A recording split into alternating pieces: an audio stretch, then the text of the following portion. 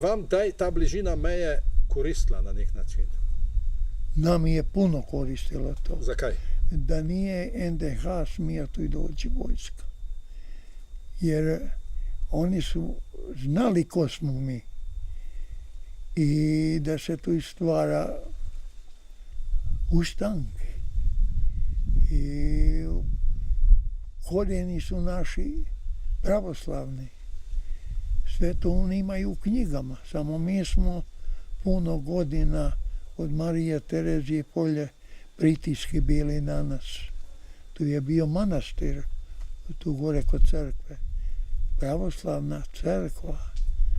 Ali mi pod pritiskom smo morali priznati papu, Rim. Jer bili smo problem Mariji Tereziji, onda ona je gledala, a to su sve njeni plaćeniki bili, vojska. To su bili najbolji borci. Čak i jedan odred je Matiju Upca rušio kad je bila pobuna žumberačka. Tu smo podbacili. Zdaj ste rekli, da je meja koristila, ne? Ampak ali ste bili pa zaradi meje kdaj v nevarnosti ali pa v neprijetnem položaju? Nisu. Došli su, kad je bila ofenziva NDH 42. Kad je Krašić pa, to je već bilo polje, 43. početku. U jedno selo su došli, u jednu vas. Katero? U Cvjetiše. I tu su dva starca ostala.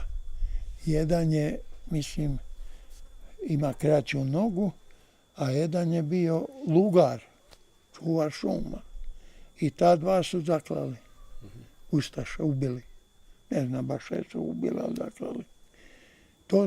Ali nisu smjeli to narediti, jer su prešli granicu. Da, zašli su u talijansku zonu.